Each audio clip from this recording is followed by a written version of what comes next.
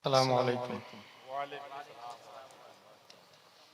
हामिदम व मुसल्लियम व मुसल्लिमा व बाद फ़अऊज़ु बिल्लाहि मिनश शैतानिर रजीम बिस्मिल्लाहिर रहमानिर रहीम सिबग़तल्लाह व मन अहसनु मिनल्लाहि सिबग़ह व नहनु लहु आबिदून सदक़ल्लाहुल अज़ीम। हुज़ूर सल्लल्लाहु अलैहि वसल्लम की बारगाह में दुरूद शरीफ पढ़ते हैं। अल्लाहुम्मा सल्लि अला सय्यिदिना व मौलाना मुहम्मद व आलिहि व सहबिहि बारिक व सल्लिम सलातो व सलाम अलैका या रसूलल्लाह सल्लल्लाहु अलैहि वसल्लम।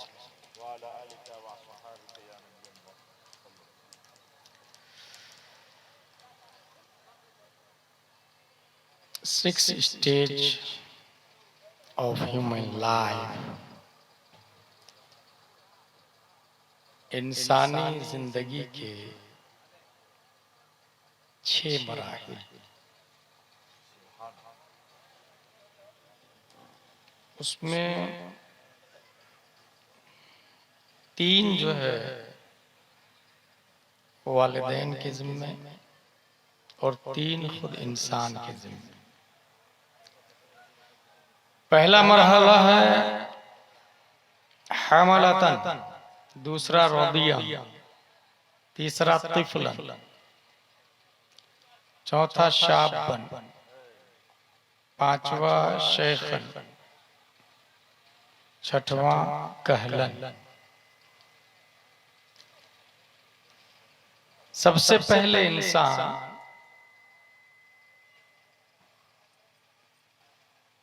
मटेरियलिस्टिक माँ के पेट में बनता है।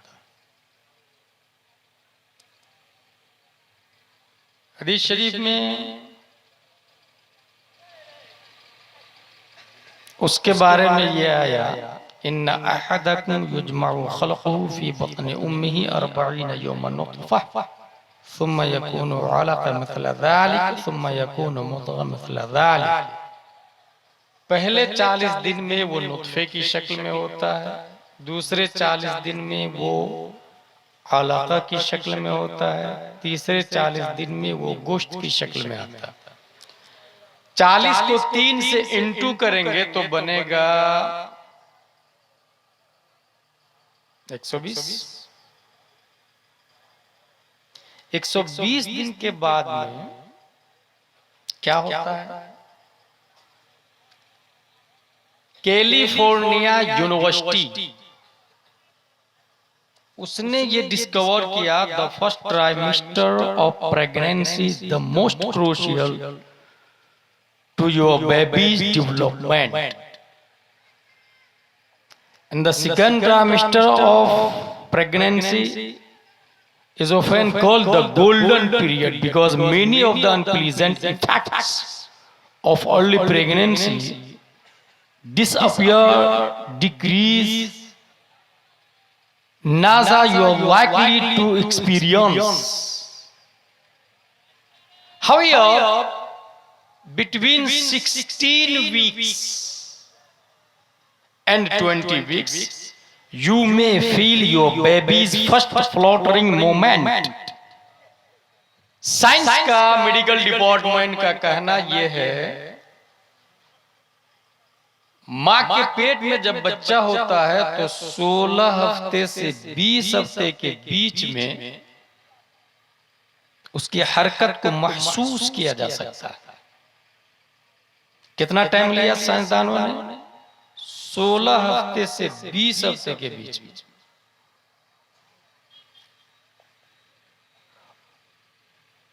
और ये 21वीं सदी ईस्वी की डिस्कवरी।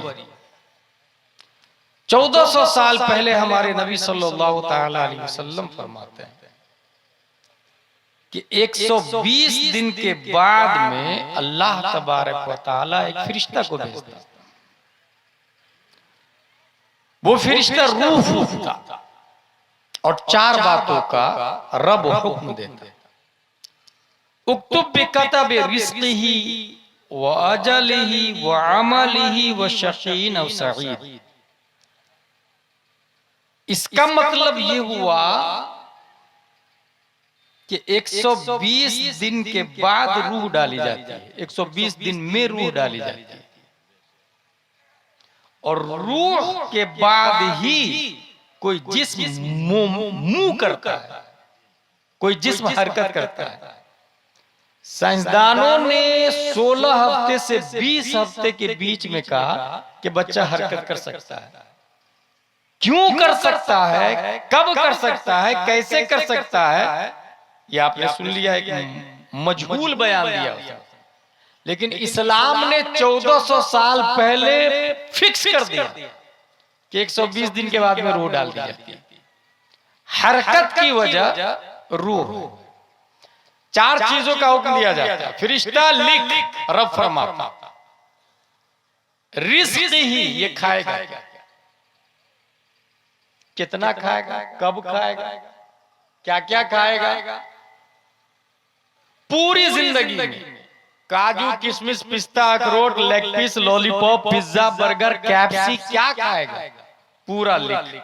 बेकतब रिज़्क़, वो अजल ही, एक दिन के बाद मर जाएगा या 100 साल के बाद, ये भी लिख। वो अमल ही, काम क्या करेगा, businessman, government servant, personal job, factory में नौकरी, खेती बाड़ी, करेगा क्या, नमाज पढ़ेगा कि नहीं, रोजा रखेगा कि नहीं, ज़कात देगा कि नहीं, ये भी। वह शकीन और सईद, और शरीफ होगा या कमीना, ये भी लिख। ये चारों चीजें लिखी जाती है। पहला स्टेप बता रहा हूं मैं जिंदगी का, इसमें हमारा दखल नहीं होता, अलबत्ता माँ बाप का दखल जरूर होता है। ये 4 बातें कब लिखी जा रही है, 120 दिन। आज के प्रोग्राम में मेरा कहना यह है कि 120 दिन से पहले, एक दिन पहले फॉर एग्जाम्पल, माँ और बाप दोनों मुसल्ला बिछाए और दुआ करें, मौला कल तू मेरे बच्चे की तकदीर लिखने वाला, मेरे बच्चे की तकदीर में जाहिल होना नहीं, आलिम होना लिख दे। मेरे बच्चे की तकदीर में शराबी होना नहीं, नमाजी होना लिख दे। मेरे बच्चे के बायोपिक में नाफरमान होना नहीं, फरमाबरदार होना लिख दे। मेरे बच्चे की तकदीर में एक दिन की जिंदगी नहीं, 100 साल की जिंदगी लिख दे। अल्लाह तबारक व तआला देखता सुनता है। जब तकदीर लिखवाएगा तो बईद नहीं, रब फरमाएगा, फरिश्ता इसकी माँ, इसके बाप ने दुआ की, इसलिए इस बच्चे की तकदीर में मुजाहिद मिल्लत होना लिख दे, ताजुशरिया होना लिख दे, मुफ्ती आजम होना लिख दे। तब बच्चा जाके ताजुशरिया पैदा होता है, तब मुजाहिद मिल्लत पैदा होता है। समझ में आया? मतलब ये कि हमको 120 दिन से पहले दुआ करनी। आप जो जो करेंगे बच्चा उसको अखज करेगा।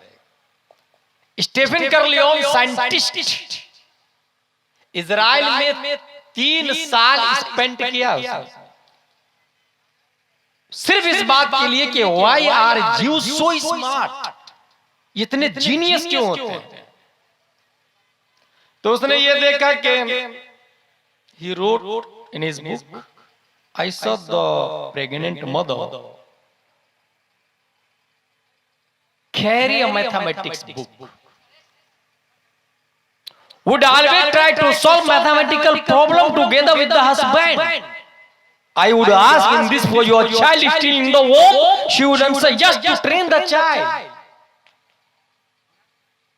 खातून के हाथ में पुस्तक थी मैथ की, क्या कर रहे बोले, हिसाब जोड़ रहे। क्या ये तुम्हारे बच्चे के लिए? बोले यस, मेरे बच्चे को ट्रेन कर रही हूं। इसका मतलब ये हुआ 21वीं सदी ईस्वी का साइंटिस्ट बोलता है कि मां जो करेगी बच्चा वो अखज कर लेगा। आपको क्या लगता है ऐसा हो सकता है? Is this possible? अगर आपको लगता है ऐसा नहीं हो सकता है तो इस फिक्र को क्रॉस का निशान लगा के डिलीट करके डस्टबिन में डाल। अब बचाए कैसा हो सकता है? तो गुलाम जिलानी अजहरी कहता हो सकता नहीं, इन इस्लाम हैज बीन डन, ये हो चुका। 15वीं सदी हिजरी है, 14वीं सदी हिजरी पीछे पलट के आप देखिए, 13वीं 12वीं 11वीं 10वीं 9वीं 8वीं 7वीं 6वीं 5वीं 470 हिजरी में शेख अब्दुल कादिर पैदा नहीं हुए, माँ के पेट में थे। उम्मुल खैर फातिमा माँ ने वुजू बनाया, मुसल्ला बिछाया और अलिफ लाम मीम का पारा पढ़ लिया। मेरे गौस ने पेट में सुन के वही याद कर लिया। माँ ने सयकूल पढ़ लिया, गौस ने वो भी याद कर लिया। माँ ने तिलकर रसूल लन तनाल वल मुहसनात, माँ ने 18 पारे की तिलावत की। गौस आजम जब पैदा होते हैं तो 18 पारे के हाफिज बन के पैदा होते हैं। क्या मतलब निकला? मतलब ये निकला कि ये जो इंसान माँ के पेट में होता है उसको कितना स्ट्रॉन्ग बनाना है और कितना वीक बनाना है, कितना मरदूद बनाना है और कितना शरीफ बनाना है, ये माँ बाप पे डिपेंड करता है। मुत्तकी परहेजगार बनाना है कि शराबी जुआरी अय्याश मक्कार बनाना है, माँ बाप पे डिपेंड करता है। इसलिए मैं ये मशवरा देता हूं कि अगर हमारे घर में माँ और बहनें प्रेग्नेंट हो तो उनको कहे कि अगर आप आटा में पानी मिला के गूंद रहे हैं, मोबाइल तो सब चला रहे हैं, यूट्यूब पे जाए और उसमें बोले ओवैस रजा कादरी कलाम आला हजरत, और उधर माँ आटा गूंद रही है और यहाँ कलाम आला हजरत चलेगा। सुबह तैबा में हुई बटता है बाड़ा नूर का, सदका लेने नूर का आया है तारा नूर का। अगला कलाम आएगा वो कमाल हुस्न हुजूर है कि गुमाने नक्शे जहां नहीं, यही फूल खार से दूर है, यही शम्आ है कि धुआं नहीं। नेक्स्ट कलाम आएगा क्या दबे जिसपे हिमायत का वो पंजा तेरा, शेर को खतरे में लाता नहीं कुत्ता तेरा। अगला कलाम ये चलेगा तू है खुर्शीद रिसालत प्यारे, छुप गए तेरी जिया में तारे, अंबिया और है सब माह पारे, तुझसे ही नूर लिया करते हैं। जब माँ आटा गूंदेगी, चावल बनाएगी, रोटी पकाएगी, कोई भी घर का कारोबार करेगी और घर में नाते मुस्तफा चल रही होगी, ऐसी सूरत में जो बच्चा पैदा होगा वो गुस्ताखे रसूल नहीं बल्कि आशिके मुस्तफा बन के पैदा होगा। लिहाजा हम लोग अपने यहाँ कल से ये करेंगे, जिसके यहाँ घर में ऐसी पोजीशन है ये करेंगे। हमलतन पहला स्टेप हो गया। दूसरा स्टेप रदियन, दूध पीता बच्चा। यहां ये भी याद रखिएगा जब बच्चा पैदा होता है तो माओ का दम निकलता है, माए मर जाती है, बहुत सारी माए मरती है। वजह यह है कि स्टार्टिंग में माँ के पेट में बच्चा 50 ग्राम 100 ग्राम फिर बढ़ना शुरू करता है, 200 250 500 1 किलो 2 किलो। अखबार की सुर्खी बताती है 4 साढ़े 4 किलो का बच्चा पैदा होता है, माँ दम तोड़ देती है।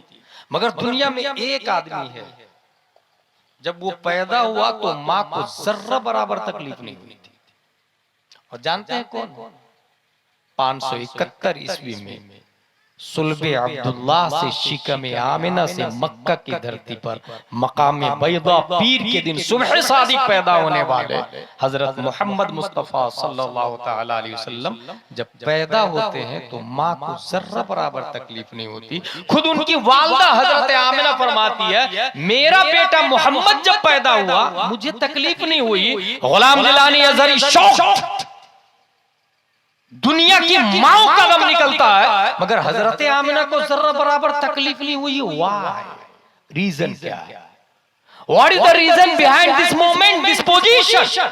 कारण क्या है? इसके लिए हमने कुरान शरीफ खोला, अलिफ लाम मीम का पारा पढ़ा नहीं समझ में आया, सयकूल का पारा पढ़ा नहीं समझ में आया, तिलकर रसूल का पारा पढ़ा नहीं समझ में आया, लन तनालू का पारा पढ़ा नहीं समझ में आया, वल मुहसनात ला युहिब्बु व इदा समिअू वलौ अन्ना क़ाला अल मलउ वअलमु यअतदिरुन मा मिन दाब्बा व मा उबर्रियु रुबमा सुब्हानल्लज़ी क़ाला अलम इक़तरब।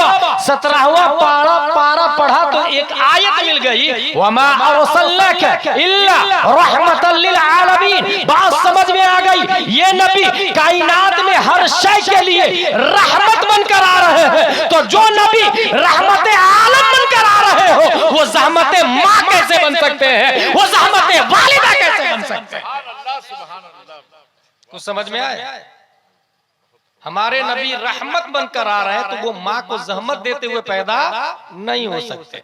और एक और लॉजिक समझ में आई मुझको, जब 1879 ईस्वी में आइंस्टाइन साइंटिस्ट आया तो उसने एक नई डिस्कवरी की, ये कि there is nothing faster than speed of light.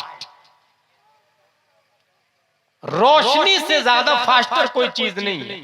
उसी ने यह भी कहा कि सबसे ज्यादा कम वजन का रोशनी, लाइट वेट इसीलिए कहते हैं। लाइट वेट मतलब रोशनी का वजन हल्का, बिल्कुल रोशनी का वजन सबसे कम होता है।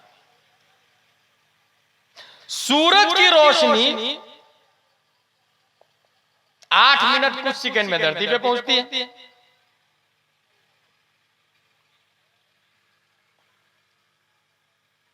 सबसे ज्यादा लाइट वेट रोशनी है, और रोशनी का सबसे बड़ा मंबा सूरज। सूरज से बड़ा हेलोजन कुछ नहीं है दुनिया में। साइंसदानों ने लिखा, our solar system is made up one star that is sun and 8 planets, Mercury, Venus, Earth, Mars, Jupiter, Saturn, Uranus, Neptune, Pluto and 146 moons। अपने लोग कितने चांद को देखते हैं? एक को ना 146 चांद है, साइंटिस्ट बोलता है। और हम लोगों ने मंतिक में पढ़ा है, फलसफा में पढ़ा है, चांद जुजी नहीं कुल्ली है। ये हमारे उलमा जानते हैं। हमारे उस्ताद के उस्ताद मुफ्ती जुबैर दामजिल्लु अलैना, हमारे उस्ताद मुफ्ती आले मुस्तफा ने पढ़ाया, नफ्से तसव्वुर कसीरैन पर शादी का आने से मना न करे, उसे कुल्ली कहा जाता है। और चांद कुल्ली है। 146 चांद है। हासिल ये कि रोशनी का सबसे बड़ा खजाना, मंबा, मबदा सूरज। ठीक है, हम सूरज से पूछते हैं, सूरज तू चमकता क्यों है? सूरज बोलता है, मिन हैसो हुआ मैं तो तारीक था। अपने दामन को नबी की बारगाह में जाके फैलाया और नबी से कहा, या रसूलल्लाह भीख में रोशनी दे दीजिए ना। सूरज ने अपने दामन को नबी की बारगाह में फैलाया, या रसूलल्लाह भीख में रोशनी दीजिए ना। नबी ने रोशनी दी सूरज को, आज तक मांद नहीं पड़ा है सूरज। चांद मिन हैसो हिया तारीख था, चांदनी मुस्तफा के दर से मिली, आज तक चमक रहा है। पता ये चला, ये चांद सूरज भिखारी है, भीख में रोशनी मिली है, उसकी रोशनी का ये आलम है। और ये मैं नहीं बोलता, 10 शव्वाल 1272 हिजरी 14 जून 1856 ईस्वी में तमाम सवालों का जवाब बनकर, तमाम साइंसदानों का बाप बनकर, नकी अली खां की पीठ से तसर्रुफात की करवटें लेता हुआ बरेली की धरती पर इमाम अहमद रजा खान पैदा होते हैं। और वो इरशाद फरमाते हैं, ये जो महर और महप है, इतलाक आता नूर का, भीख तेरे नाम की है, इस्तिआरा नूर का। पता ये चल गया आइंस्टाइन की थ्योरी से, सूरज भिखारी है, उसकी रोशनी सबसे कम वजन लगती है। तो भीख देने वाले मुस्तफा है, उनका भी वजन सबसे ज्यादा कम है। हमारे नबी नूरुन अला नूर है, इसलिए माँ को तकलीफ नहीं हुई। हमालतन पहला स्टेप हो गया। दूसरा रदियन, बच्चा दूध पीता है। याद रखिएगा, बच्चा सिर्फ दूध नहीं पीता, उस दूध से बॉडी का स्ट्रक्चर बनता है, मेन स्ट्रक्चर। इसी वजह से 2 साल के अंदर अगर अंदर किसी ने दूध पिलाया ना, किसी को भी दूध पिला दिया किसी औरत ने, वो उसका बेटा है, अब उससे शादी हराम। लेकिन 2 साल के बाद पिलाया 3, 4, 5 साल में वो बेटा नहीं बने। हमारे मुफ्तियान किराम फरमाते हैं मेन स्ट्रक्चर बनता है। मेन स्ट्रक्चर जितना मजबूत होगा, जितना मजबूत होगा, बिल्डिंग उतनी ही स्ट्रॉन्ग होगी। वो जो 2 साल वाला मामला है ना, 2 साल वाला, ये ऐसे ही है जैसे ये वाला एरिया दिख रहा है आपको, नीचे वाला बिल्कुल प्लेन है, इधर लिखा हुआ है ये वाला प्लेन है। बच्चा जब पैदा होता है दिमाग की डायरी प्लेन होती है, बिल्कुल प्लेन।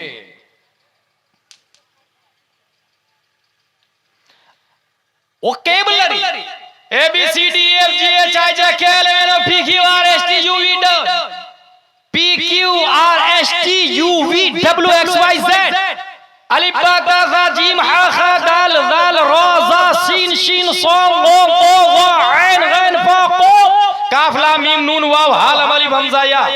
ये वोकैबुलरी जो बनती है ना इन अल्फाज से, ये वोकैबुलरी कानों के रास्ते दिमाग की डायरी पे लिखाती है, फिर जुबान के जरिए वो प्रोनाउंस करता है, वो बोलता है। इसीलिए जिसके कान में अल्फाज नहीं जाएंगे, जुबान है बोल नहीं पाएगा। दैट्स व्हाई जो पैदाइशी बहरा होता है वो गूंगा भी होता है। कुछ समझ में? क्योंकि कानों के रास्ते अल्फाज गए नहीं। मीम अलिफ ज़बर मा नून गुन्ना मा, बाली ज़बर बा पा साकिन बा, कानों के रास्ते गया नहीं, दिमाग में लिखाया नहीं, इसलिए गूंगा बोलता ही नहीं। जबकि जुबान है, किनारा जुबान है, जर जुबान है, नोक जुबान है, सनाया उलिया है, सनाया सुफला है, मखरज है, खुरूज अल्फाज नहीं। ये हमारे उलमा जानते हैं। जहां से अल्फाज निकलते हैं वो जगह तो मौजूद है, मगर अल्फाज का खुरूज नहीं होता, क्योंकि दिमाग की डायरी में वो लिखाया नहीं। कब लिखाता है? ये पैदा होने के बाद लिखाना शुरू हो जाता है, बल्कि पैदाइश से पहले लिखाना शुरू हो जाता है। अब बच्चा पैदा हुआ, माँ दूध पिला रही बच्चे को, रज़ीअन, माँ दूध पिला रही है, बाप आया 2-3 नंगी नंगी गालियां दिया उसको। वो सीधा बीवी को गाली नहीं दिया भाई साहब, बच्चे के दिमाग की डायरी में गाली लिख गई। वो गाली लिखा अपने बेटे की डायरी। यही वजह है कि वो बच्चा जब बोलने पर आएगा तो सबसे पहले वही गाली बोलता है जो बाप से सुनता है, जो घर में सुनता है।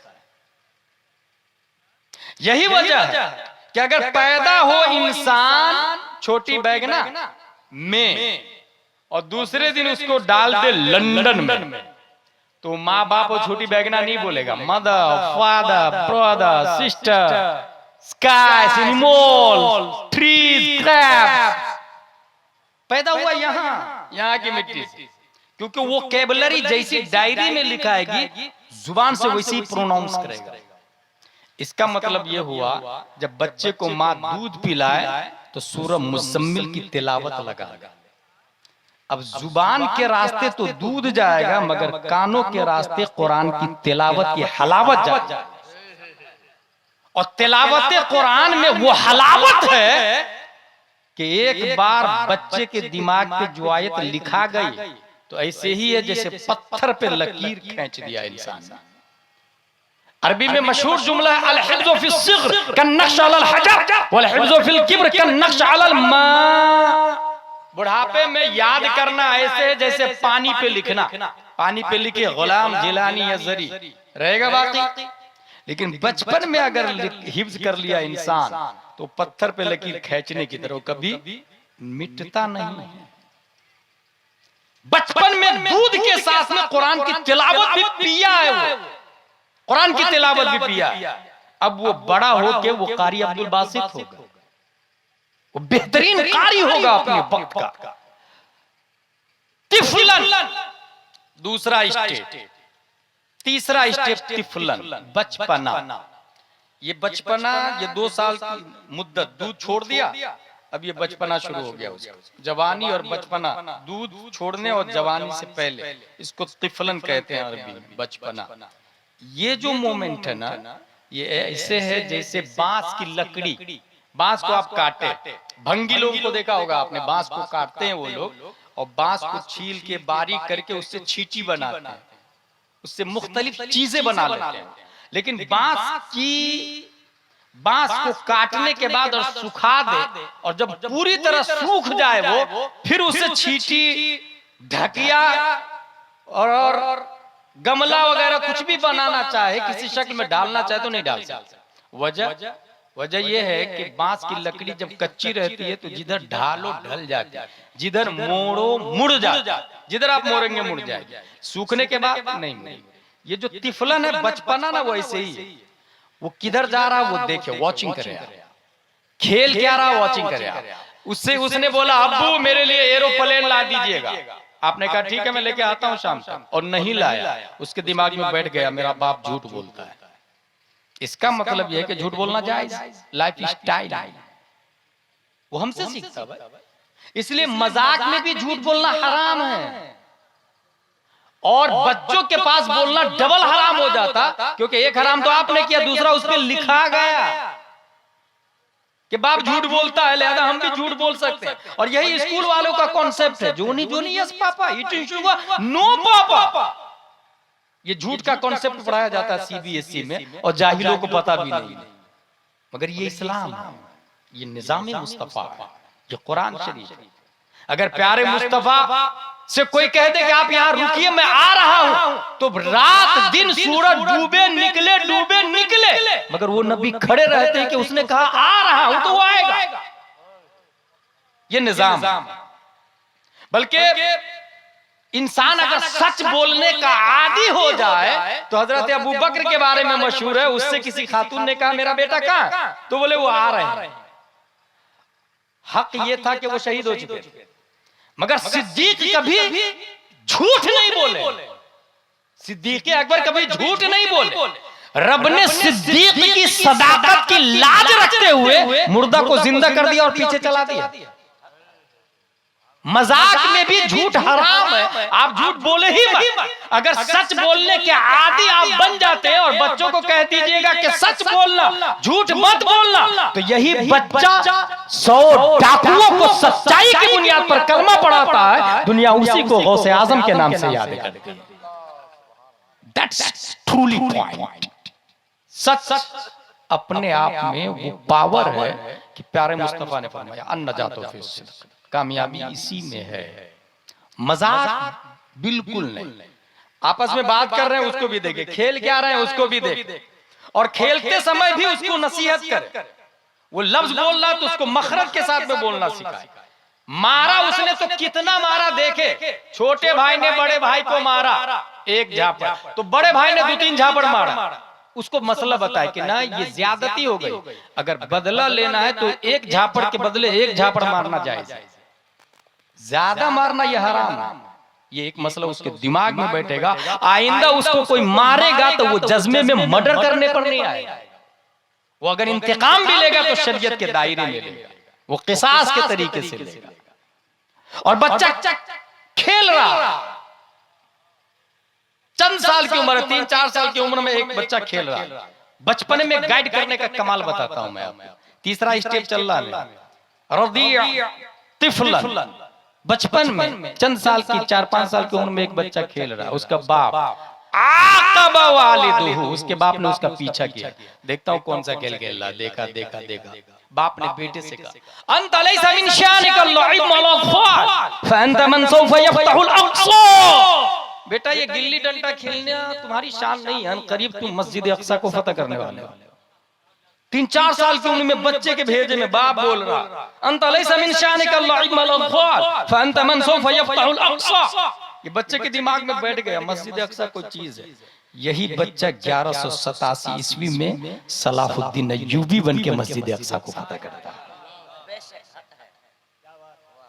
नतीजा क्या निकला? अपने बच्चे को कितना बिल्ड करना आप चाहते हैं, you have golden chance in your child, in your babies childhood. ये तिफलन वाला जो है सूखने के बाद लकड़ी जिस तरह सूख जाती है और घुमाएंगे तो टूट जाएगी, ऐसे ही बच्चा जब तिफलन से आगे निकल गया, जवानी की दहलीज पर आया, अब कहेंगे उसे मोबाइल मत चलाओ, नो नो नो, इम्पॉसिबल। जब दूध पी रहा था तो टाइम पास मोबाइल के जरिए करवा रहे थे, अब कहां से रोक पाएंगे आप उसको? बल्कि मोबाइल से रोके मत, दूध पीते बच्चों को मोबाइल दिखाए तो उसमें नात शरीफ लगा के दे दे, कुरान शरीफ लगा के दे दे, तर्जमा वाला कुरान दे दे, हदीस शरीफ तर्जमा वाला दे दे। एक कतरा को रोकने के लिए बांध बांधने की इससे अच्छा है कि उसे रास्ता दे देने का। अगर रास्ता दे दिया आपने ना तो फिर आपका कोई नुकसान नहीं हो, मगर कतरा को रोका आपने तो 2 कतरे 3 कतरे 4 कतरे जब बहुत ज्यादा जमा हो जाएंगे तो पूरी बिल्डिंग ही नहीं बल्कि गांव को बहा के ले जाएगा। इससे अच्छा पहले से रास्ता दे दे। मोबाइल को रोक तो कोई नहीं सकता, इसलिए रास्ता दे दे। और रास्ता नहीं दिया आपने तो फिर फ्यूचर जो होगा आप सोच भी नहीं सकते। 3 स्टेप हो गया, हमलन, रदियन, तिफलन। चौथा स्टेप शापन, जवान। जिसने इसको नबी की सुन्नत के कालिब में ढाल दिया, क्योंकि ये 2 जिंदगी से करीब है, पहली वाली जिंदगी से भी और आने वाली जिंदगी से भी। बीच वाला बचपना, जवानी, बुढ़ापा, मजमूई तौर से 3 किस्में, उसी को डिटेल में मैंने 6 किया है। पहले की जिंदगी गुजर चुकी है, आने वाली जिंदगी बुढ़ापे की है, ये बीच में है। ये इसको जिसने कंट्रोल कर लिया वही अल्लाह का बहुत बड़ा वली बन जाता है।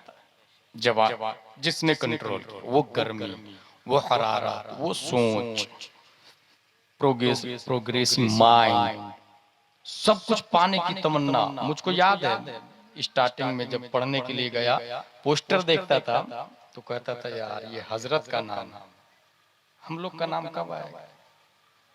जो भी बड़ी चीज देखते थे यार, वो चांद पर जाने की बात कर रहा है यार, हम लोग कब जाने की बात करेंगे? जो भी हाई फाई चीज देखते थे उसकी तमन्ना होती, तो वो जवानी का याम होता है। और जवानी को जिसने कंट्रोल कर लिया वही शख्स बहुत बड़ा अल्लाह का वली बन जाता है। क्योंकि सबसे ज्यादा शैतान कोशिश करता है जवानी में उसे डैमेज करने की, उसको कन्वर्ट करने की, उसे रोकने की।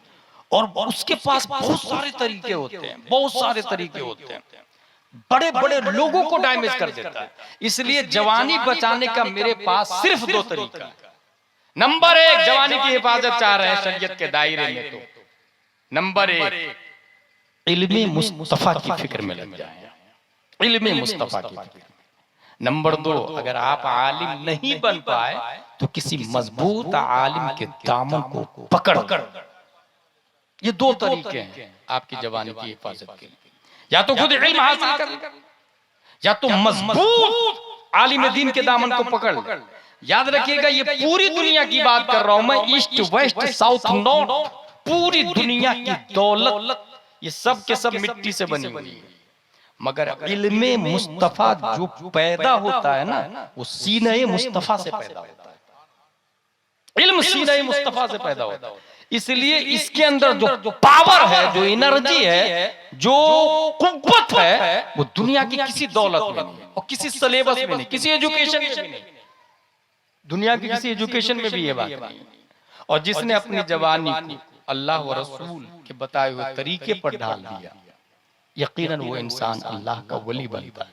तरीका क्या है उसका? कुरान शरीफ में आया, सिबगत अल्लाह, अल्लाह के रंग को पकड़। कमाल है, हमने तो अल्लाह का रंग देखा नहीं, यकीनन आपने भी नहीं देखा, अल्लाह ही को नहीं देखा, तो अल्लाह के रंग को कैसे देखेंगे? मौला